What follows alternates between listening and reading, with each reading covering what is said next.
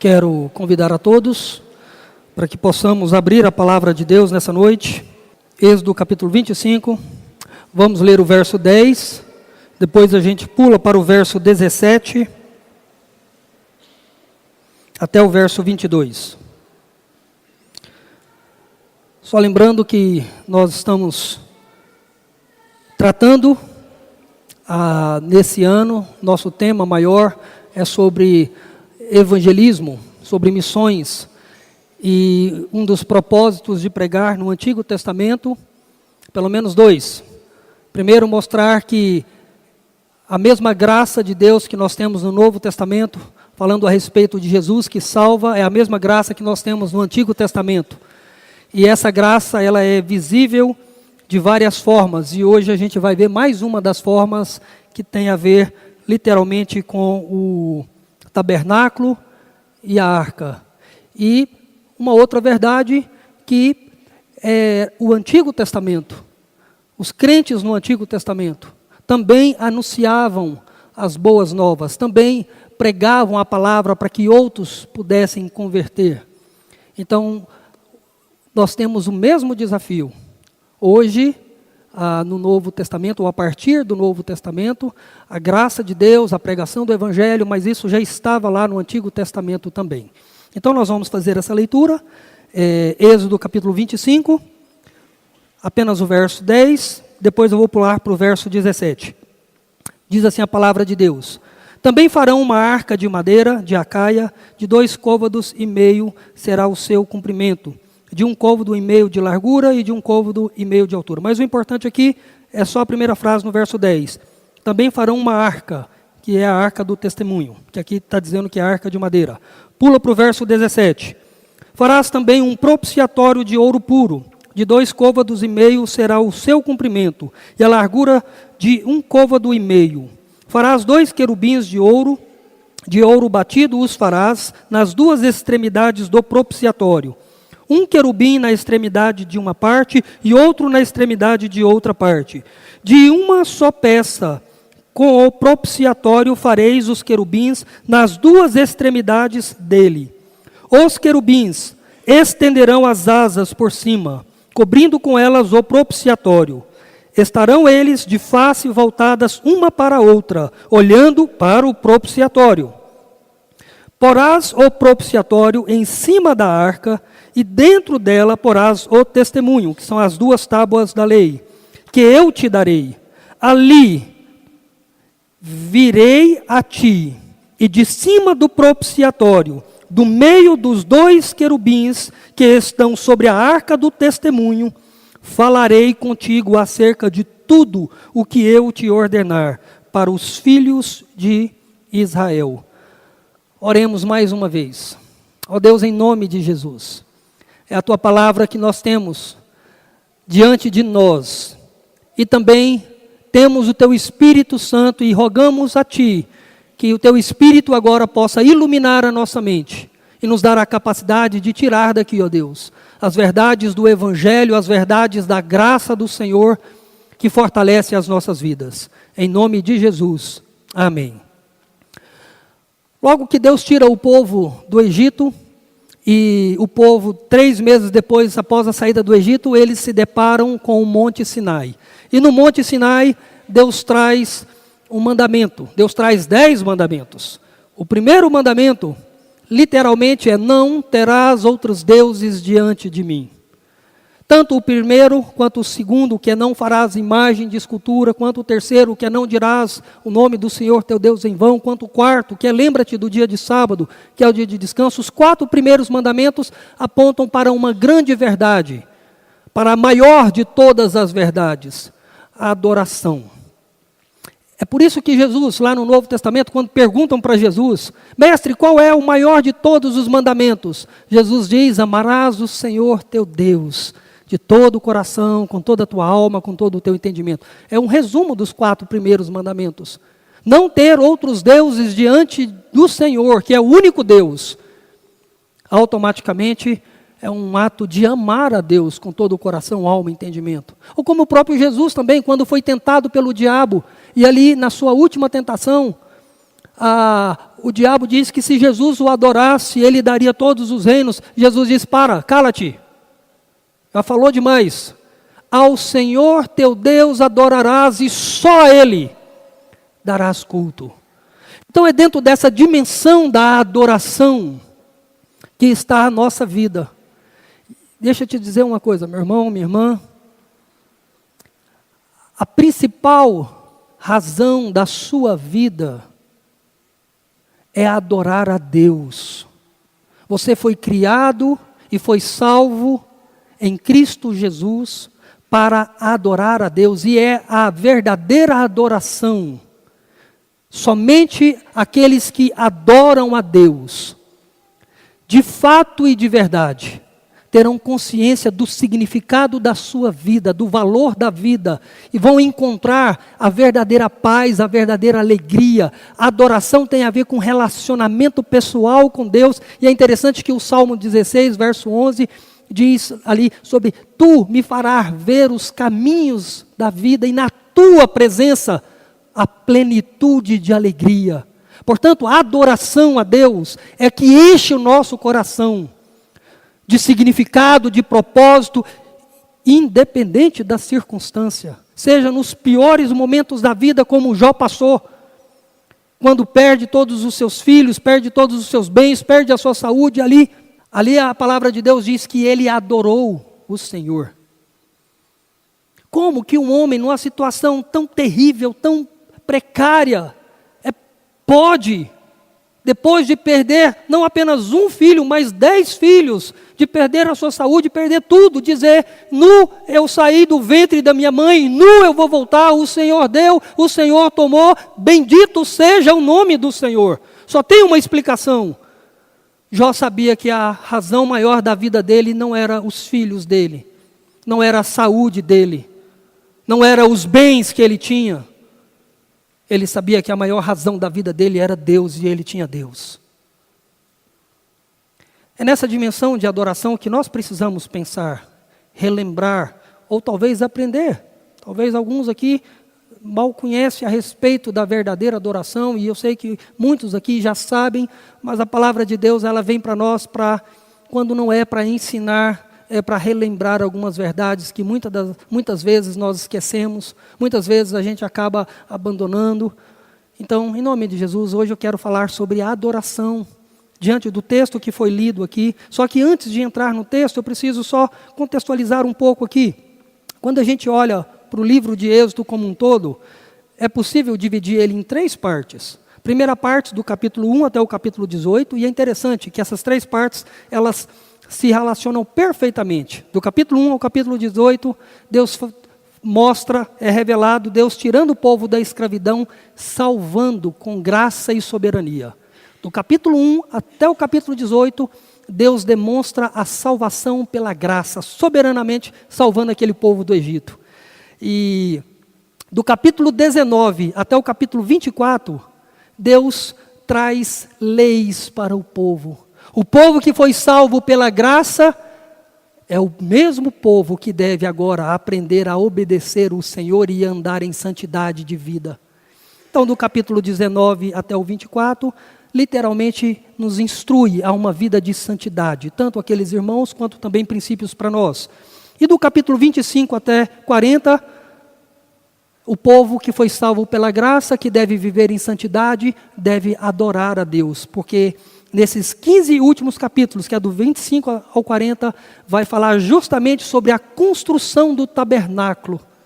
E todos os utensílios, e todo o tabernáculo, e todos os utensílios tinham uma finalidade especial: a adoração do povo de Deus.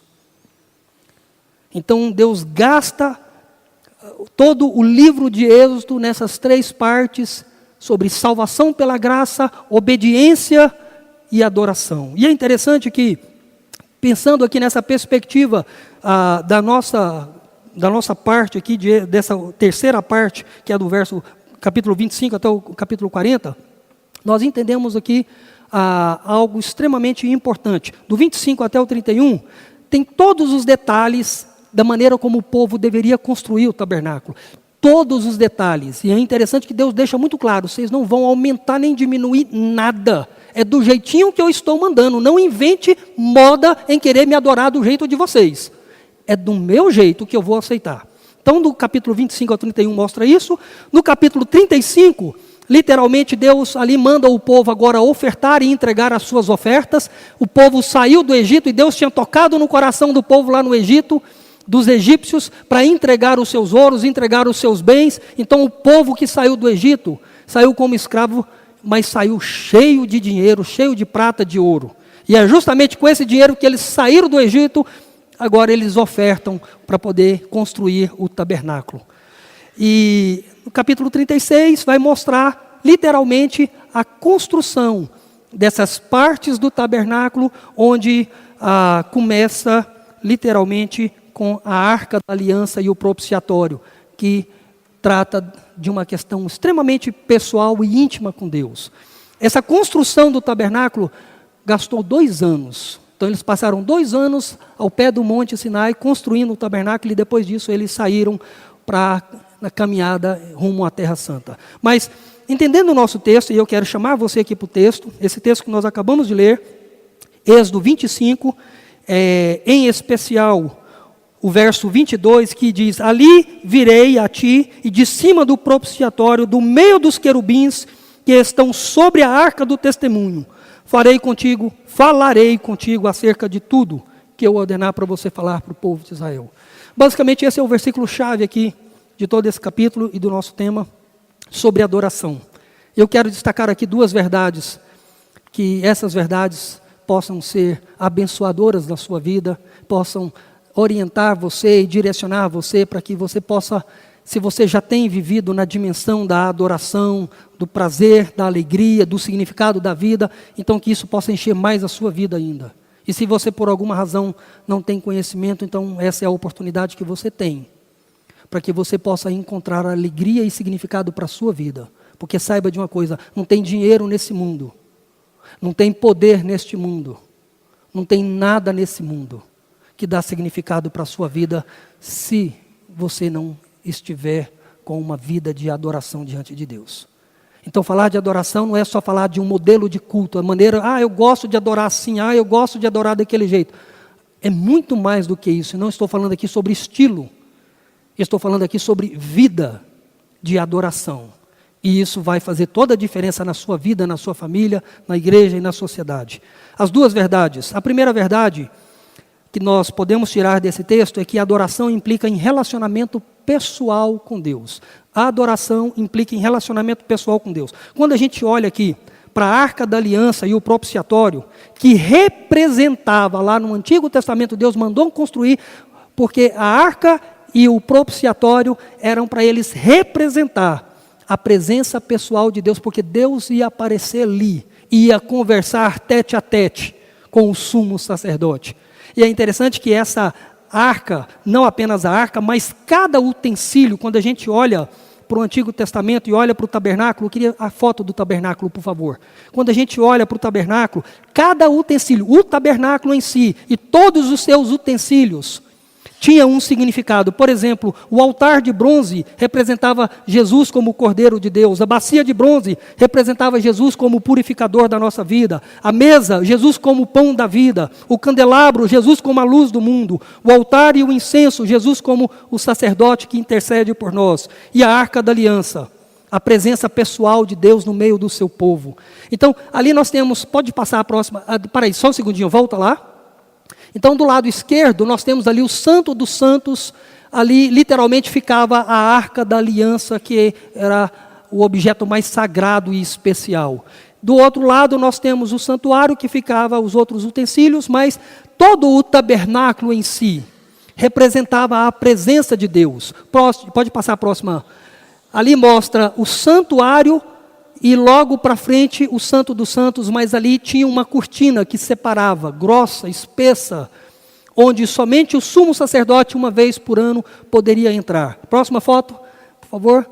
Ali nós temos a arca com a tampa do propiciatório. Então a parte de baixo é chamado de arca, que é o baú. e a parte de cima é o propiciatório, que é a tampa com os dois querubins ali voltado um para o outro. Dentro da arca ficava, ou passou a ficar, tanto as 2 tábuas da lei, como a vara de Arão, e também o potinho com maná, que Deus mandou colocar esses utensílios, cada um deles também com seus significados, apontando para Cristo. Tudo bem, pode tirar. Então, é muito importante que a gente possa entender que essa arca, com ali a tampa do propiciatório, acima de tudo, representava uma comunhão íntima com Deus. Todo o tabernáculo apontava para a presença de Deus, mas ali, é interessante o verso 22 do capítulo 25 diz, ali,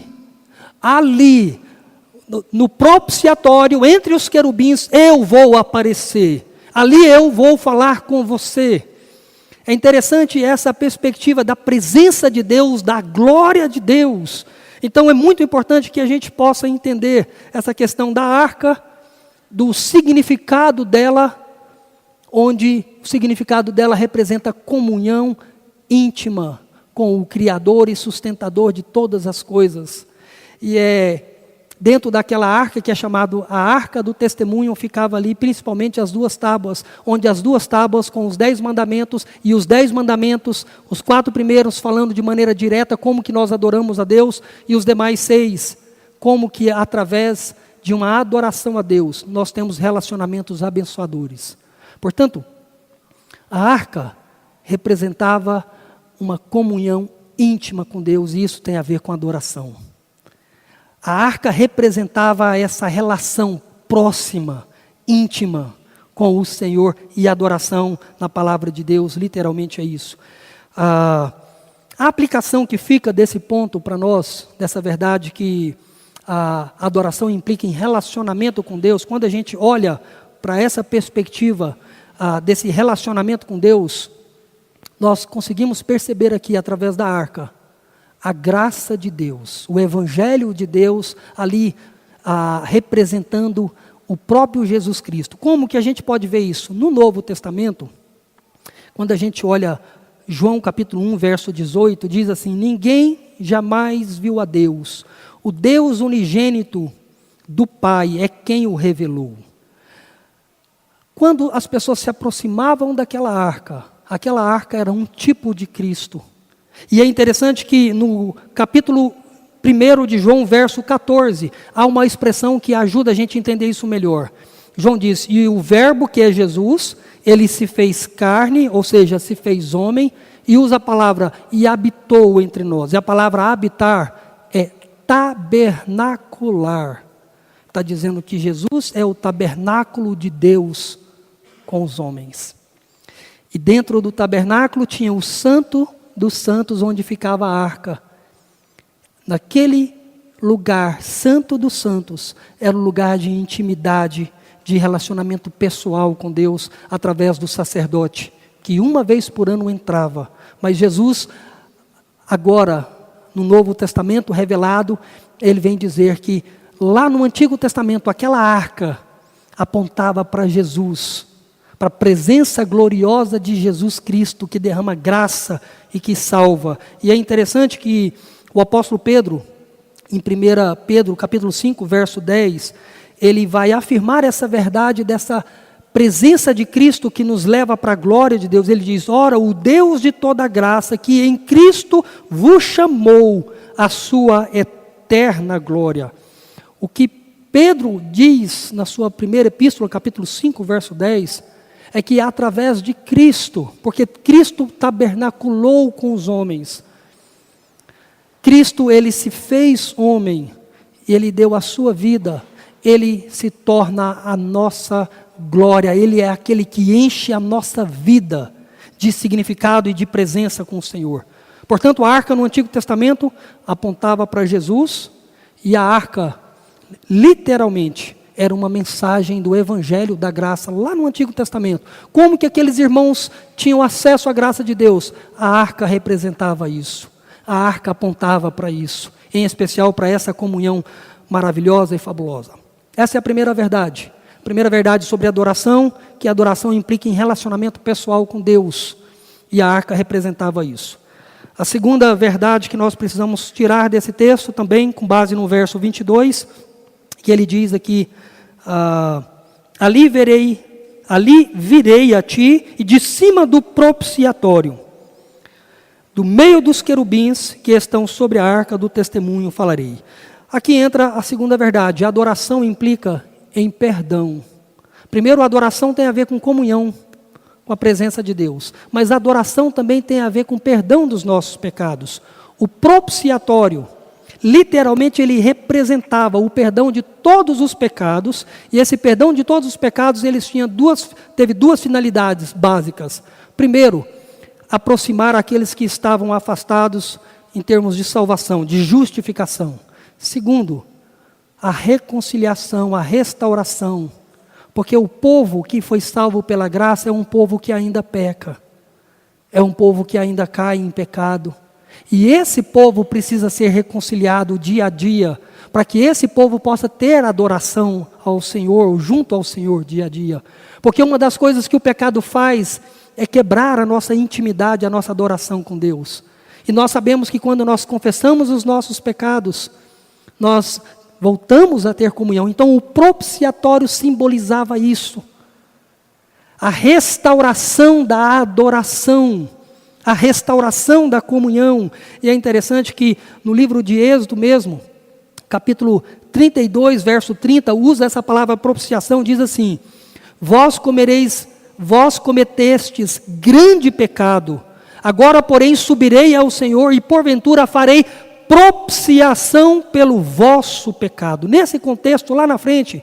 quando Moisés passou 40 dias em cima do monte, recebendo os mandamentos. Quando Moisés desce, ele escuta um barulho, e como se fosse uma grande festa, e aquela coisa toda, e fica meio que conturbado em relação a isso, mas Deus já tinha dito para ele, desce porque o povo está criando ídolos.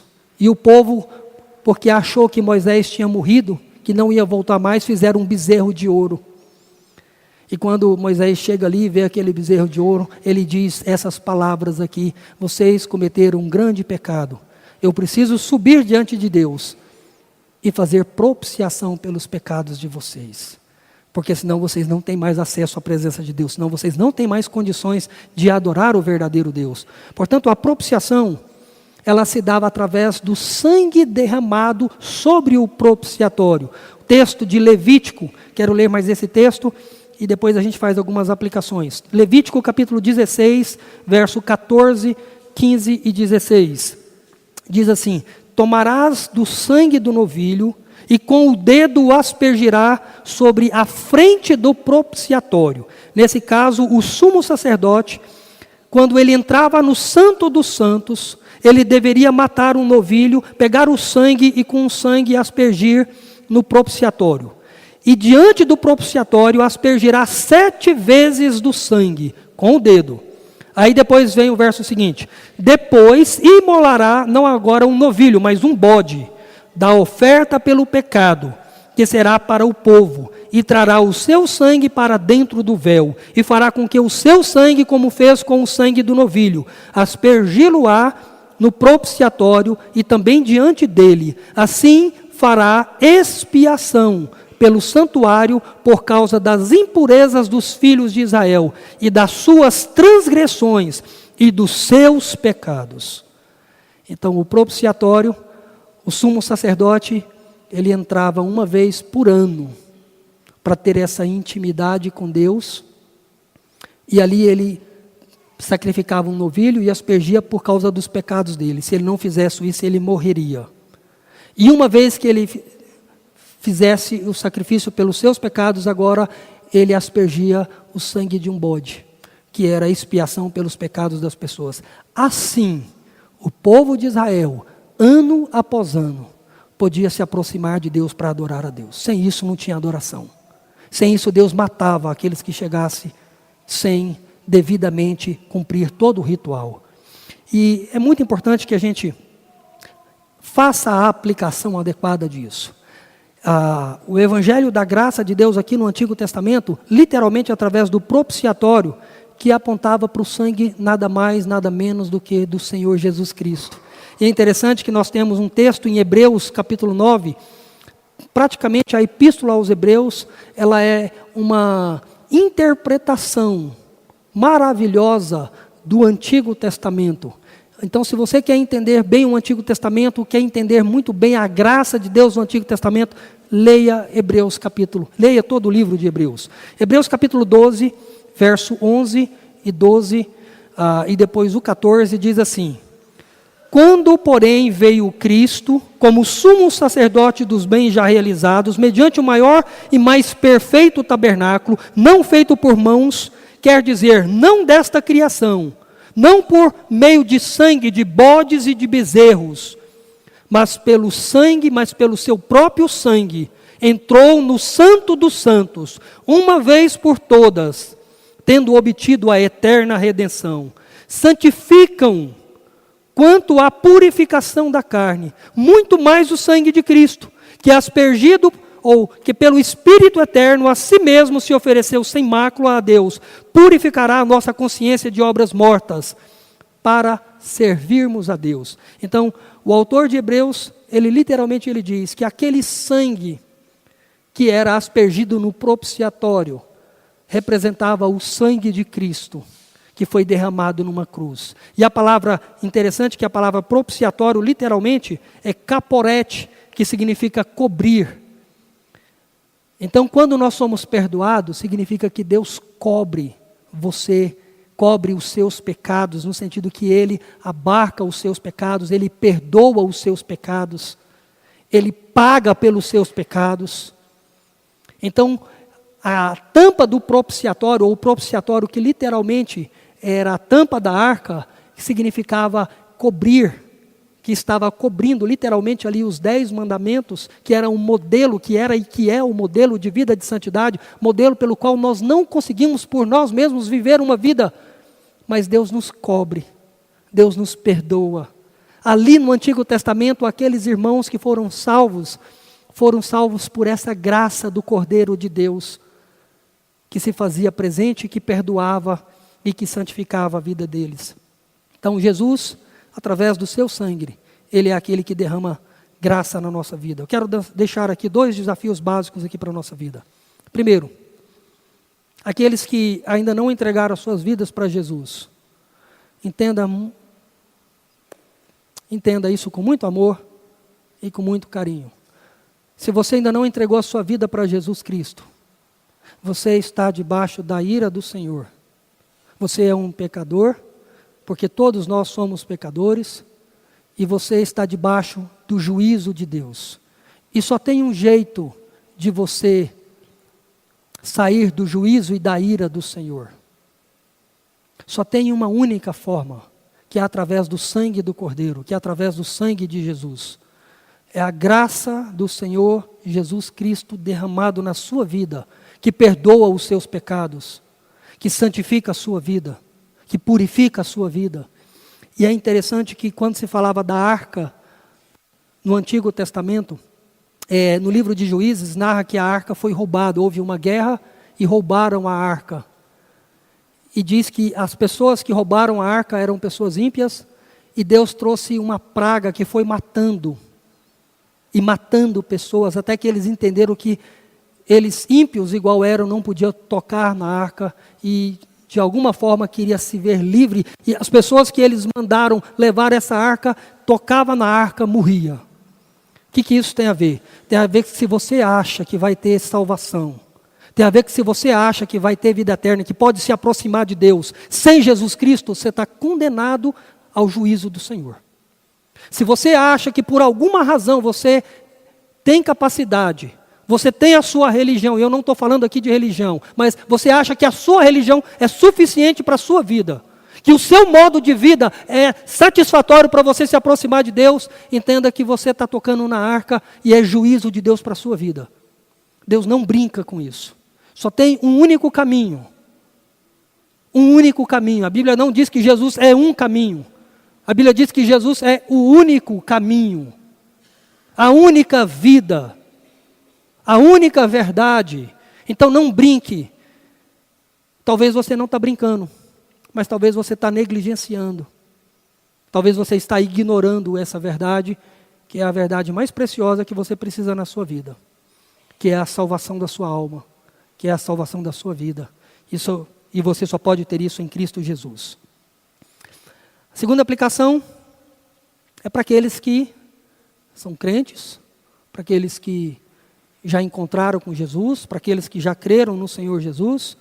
E para vocês eu tenho duas aqui, para que você possa entender essa verdade aqui. Primeiro, aprenda a se apropriar do perdão do Senhor no seu dia a dia. Aprenda a você se cobrir com o sangue do Cordeiro sobre os seus pecados. Muitas vezes, em conversas com pessoas, em aconselhamento ou mesmo discipulado, eu percebo que as pessoas têm uma grande dificuldade em confessar pecado, pedir perdão, e as coisas vão tocando e vai levando, e todas as vezes que você cobre os seus pecados, você encobre os seus pecados, você não confessa os seus pecados, você negligencia os seus pecados, você está quebrando na sua adoração. Não importa que você participe dos cultos, não importa as suas orações na sua casa, Deus não está recebendo a sua adoração enquanto você não confessar os seus pecados. E talvez essa é uma das razões, porque a nossa espiritualidade não cresce, não desenvolve, porque somos crentes, mas crentes que muitas vezes acabam negligenciando. E nós temos um grande exemplo péssimo na Escritura para a gente aprender e não fazer igual, que é Davi.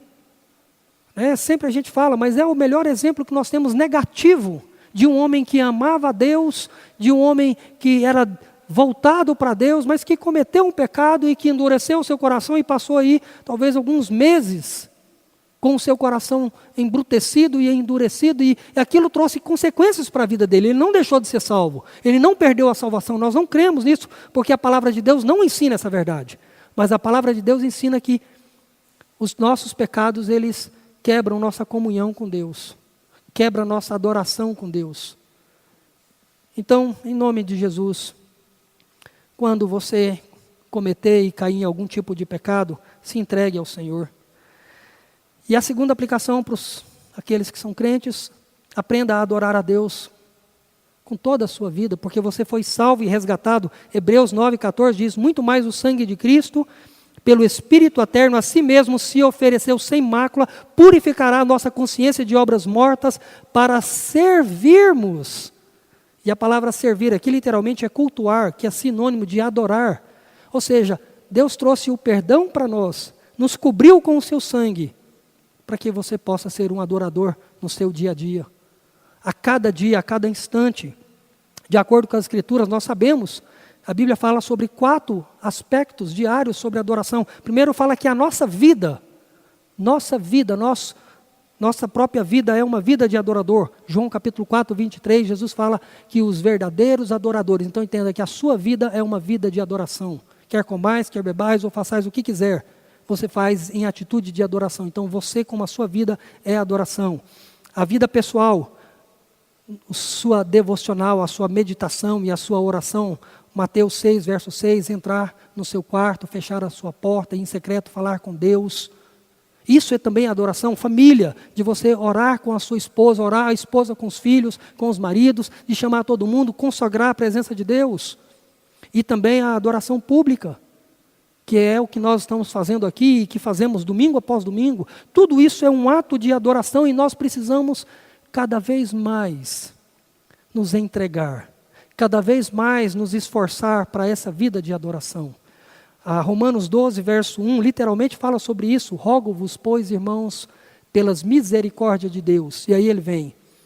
Que apresenteis vossos corpos como sacrifício vivo, santo e agradável a Deus, que é o vosso culto racional, ou algumas Bíblias traduzem por espiritual, eu prefiro espiritual, que é a ideia de que toda a minha vida voltada para servir a Deus, toda a minha vida como um sacrifício para servir ao Senhor. Eu acredito que muitos de vocês, estou concluindo aqui, viram aquele videozinho do Hernandes Dias Lopes, falando sobre oferta. E aí eu quero contar essa história.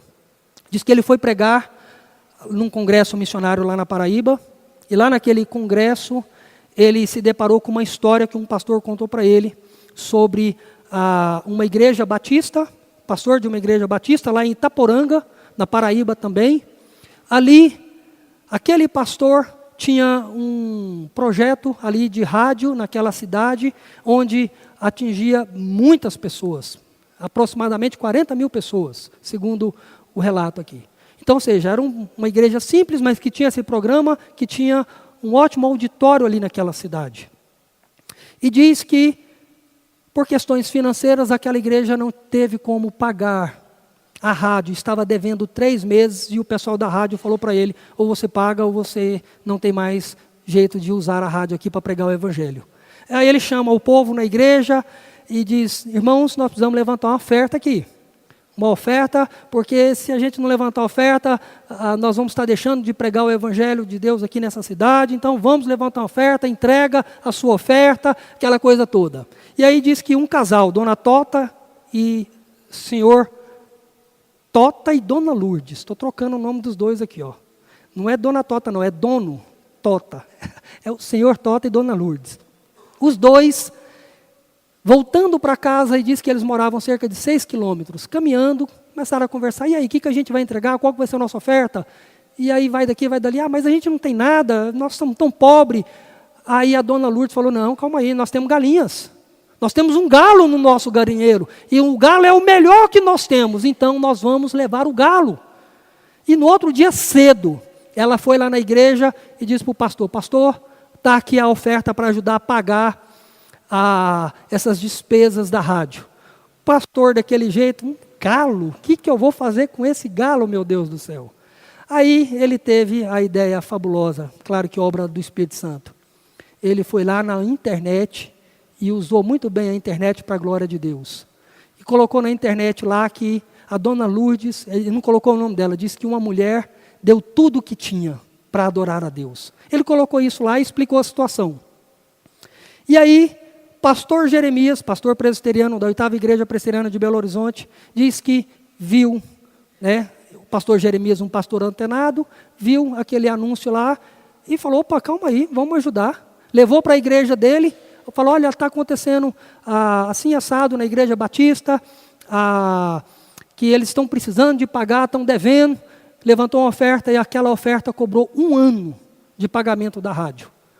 E aí diz que o pastor Jeremias foi para o Canadá pregar o evangelho numa igreja lá.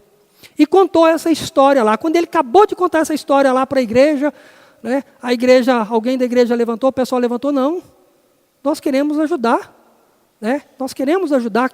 Como que está lá a Dona Lourdes e o senhor Tota, como que eles estão? Qual que é a necessidade que eles têm? Eles não têm geladeira. Não tem fogão. Não, vamos mandar uma oferta, vamos comprar uma geladeira e vamos comprar um fogão. E aí uma outra igreja ficou sabendo dessa história e diz, calma aí. Eles eram um casal que viviam de meieiros. O que era meieiros? Eles pegaram um pedaço da terra de alguém, plantava e repartia. A metade ficava com o dono da terra e a metade ficava com eles. E aí alguém fica sabendo dessa história, diz, não, nós vamos comprar uma terra para eles. Juntou pessoas ricas e mandaram e deram o dinheiro para comprar uma terra para o senhor Tota e a Dona Lourdes. Uma outra igreja no Canadá ficou sabendo e diz, como que eles estão? Eles têm casa? Não, não tem casa. Então vamos construir uma casa para eles. E diz que um jornaleiro, ou não um jornaleiro, na verdade, de New York Times, mas tem um nome aqui que me fugiu, meu Deus do céu. Jornalista, eu falei jornaleiro, eu sabia que tinha alguma coisa aí. Parecido. Jornalista, quase igual, a raiz é a mesma, né, Rubinho? Então, tá tudo junto aqui. A raiz é a mesma, então serviu. Esse jornalista ficou sabendo dessa história e foi lá para confirmar isso, e vindo que de fato era verdadeiro, isso foi publicado para todo mundo. E a grande questão e a moral da história toda, que a Dona Lourdes, ela entendeu o que é a adoração e ela deu o melhor que ela tinha para servir a Deus. Então, quando a gente fala sobre adoração, e eu achei essa história muito pertinente, sobre o tema que nós temos nessa noite, adoração é aquilo que é primordial na nossa vida, no nosso relacionamento com Deus. E Deus não quer sobra. Ele não precisa de nada. Mas se tem uma coisa que Ele não quer, é sobra. Ele quer o seu melhor. Ele quer o seu melhor dos seus recursos financeiros, nos dízimos e ofertas. Ele quer o melhor do seu tempo. Ele quer o melhor da sua vida para pregar o Evangelho. Ele quer o melhor. Isso é adoração, é você servir a Deus em todas as áreas, fazendo o melhor para o Senhor. E é interessante que Salmo 37, verso 4, diz: agrada-te do Senhor, e Ele satisfará os desejos do teu coração. Então, no lugar de agrada-te, eu vou usar a palavra aqui que pode cair muito bem como sinônimo: adore ao Senhor, e Ele satisfará os desejos do teu coração. Vamos orar. Feche os seus olhos.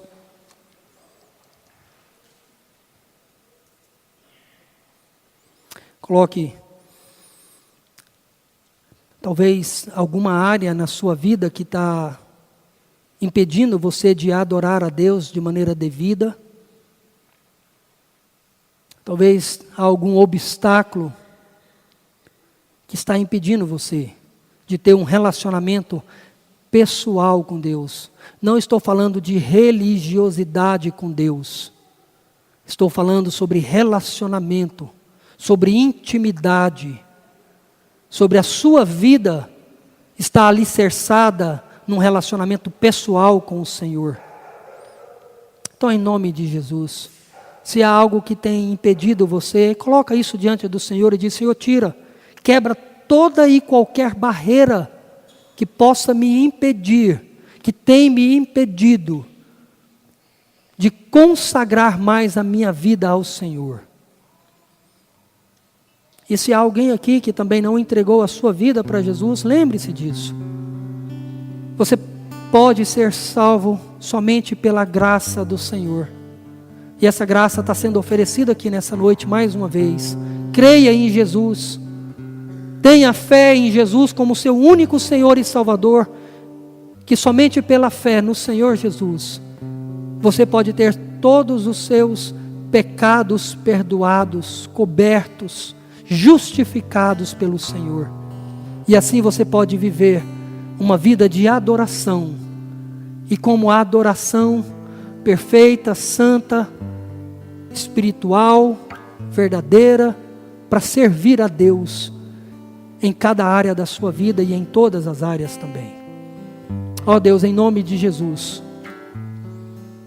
que o amor eterno e maravilhoso, esplêndido, de Deus o Pai, o Todo-Poderoso, que a graça, a misericórdia, a bondade do Senhor Jesus Cristo, o Todo-Poderoso, aquele que veio e que voltará para nos buscar, bem como o Espírito Santo, o Espírito que é o Consolador, e assim, que a bênção do Pai, do Filho e do Espírito seja sobre cada um de vós, hoje e para todo sempre. Amém. Amém.